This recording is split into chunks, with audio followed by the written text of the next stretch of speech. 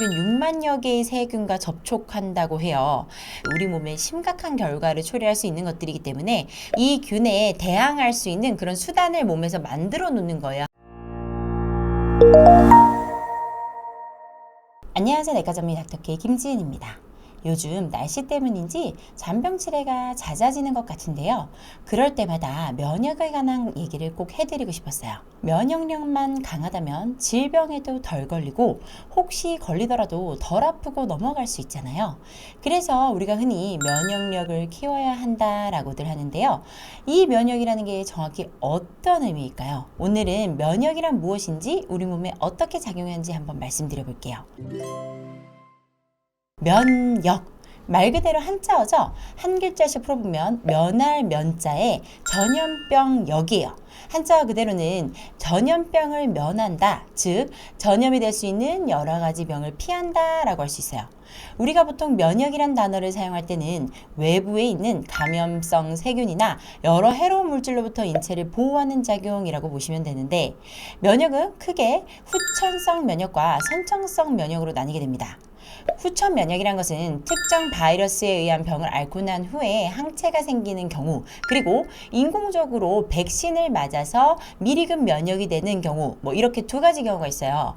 우리가 흔히 맞고 있는 여러 예방접종 있잖아요. 어렸을 때부터 쭉 스케줄에 따라서 맞는 예방접종뿐 아니라 독감 예방접종도 매년 하고 있죠. 대상포진이나 코로나 예방접종 이런 것들도 포함이고, 그런데 이제 이런 예방접종은 특정한 병원균이 몸에 투입이 됐을 때 그것에 대해서 예방하는 것을 미리 몸에 학습을 시켜 놓는 거예요. 그렇게 몸에서 미리 학습을 하고 나면, 예습을 한 거죠. 그렇게 하고 나면 그 균이 실제로 투입이 되더라도 치명적이지 않겠죠. 왜냐하면 일찍이 한번 들어온 적이 있었기 때문에 이 균에 대항할 수 있는 그런 수단을 몸에서 만들어 놓는 거예요. 항체라는 게 수단이죠.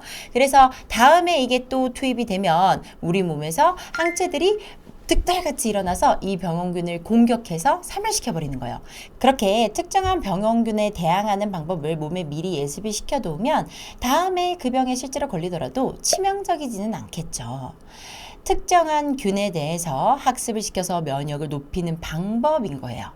그래서 요즘 태어나는 아이들은 바로 태어나자마자 비형 간염 접종, 결핵, 백일의 폐렴규균 이런 것들을 다 스케줄대로 엄청나게 많이 맞잖아요. 딱 언제 맞아야 될지 정해져 있죠. 국가에서 지정하고 지원까지 해주고 있죠. 이런 질병들은 대부분 그 병에 걸렸을 때 우리 몸에 심각한 결과를 초래할 수 있는 것들이기 때문에 국가적인 차원에서 미리미리 예방을 시켜주는 거죠. 그렇지만 모든 병을 이렇게 예방접종으로 다 막을 수가 없습니다. 그래서 우리에게는 후천 면역과는 별개로 선천 면역이라는 것이 존재하고 있어요. 선천 면역은 감염과는 별개로 태어나면서부터 자연스럽게 유전자 구성으로 우리 몸속에 존재하는 거예요. 생활하면서 평상시에 우리 주변에 얼마나 많은 수많은 균들이 존재하겠어요. 그 균에 대항해서 선천 면역으로 얼마나 잘 저항하고 이겨내느냐에 따라서 병에 걸리는 사람도 있고 안 걸리는 사람도 있고, 걸렸더라도 아픈 정도도 모두 다를 수 있습니다. 우리가 일반적으로 말하는 면역, 우리가 생각하는 면역이 바로 이거예요. 그래서 보통 면역력이라고 하면 일반적으로 이제 후천 면역보다 선천 면역에 더 무게를 두고 이야기를 하는 거죠. 우리 몸에서 이 면역을 담당하는 세포가 있어요. 바로 백혈구인데, 백혈구도 그 종류가 림프구, 단핵구, 호중구처럼 여러 가지 종류가 있지만 한 번에 이제 말씀드리자면, 백혈구 자체가 혈액 속에 다양한 병원균들이 들어오면 그 균들과 싸워주는 전사 같은 역할을 하는 거예요. 70kg 성인을 기준으로 5.8리터 정도의 혈액이 몸속에 있고, 백혈구는 이 전체 혈액량의 1% 정도라고 보시면 됩니다. 이게 혈액의 1%라니까 얼마 안 돼 보이지만 우리 눈에 보이지 않을 정도로 굉장히 백혈구가 크기가 작기 때문에 1인당 따졌을 때 3억 개에서 600억 개 정도에 달할 정도로 엄청난 숫자의 백혈구가 우리 몸에 존재하고 있습니다. 하루 동안 우리는 평균 6만여 개의 세균과 접촉한다고 해요. 그래서 여러 사람의 손을 타는 문손잡이, 핸드폰, 쇼핑카트 이런 데는 특히 더 많아요. 이런 곳에 흔히 있는 여러 병균과 세균들을 백혈구가 근본적으로 막아주는 겁니다. 일부 바이러스에 감염되면 우리 몸을 공격해서 백혈구 수치가 감소하기도 하고, 세균성 질병에는 우리 몸이 감염에 대항하기 위해서 더 많은 백혈구를 생성하기도 해요. 그래서 몸의 백혈구 수치는 자신의 건강 상태, 개개인에 따라서 오르락내리락 합니다. 그렇다면 우리 몸을 보호해주는 백혈구가 무조건 많으면 과연 좋은 걸까요? 안타깝게도 그렇지만은 않습니다. 면역세포인 백혈구가 우리 몸에 들어온 병원균과 싸우고 우리 몸을 지켜야 하는데 백혈구 수가 너무 많이 증가하면 체내의 염증 반응이 과도하게 일어나기 때문에 내부의 장기나 다른 세포를 공격해서 우리 몸 안에서 문제를 만들기도 합니다. 쉽게 말하면 면역 과잉 반응으로 체내 정상 조직까지 공격하는 거예요. 이러한 질병을 자가면역 질환이라고 부르죠. 대표적인 예로는 류마티스 관절염과 피부가 하얗게 되는 백반증, 만성 염증성 장질환인 크론병 이런 여러 가지들이 있어요. 면역세포들이 왜 이런 문제를 일으키는지 정확한 이유가 밝혀지진 않았습니다. 그렇지만 우리 몸의 면역체계에 교란이 오면서 생겼다는 건 분명한 사실이에요.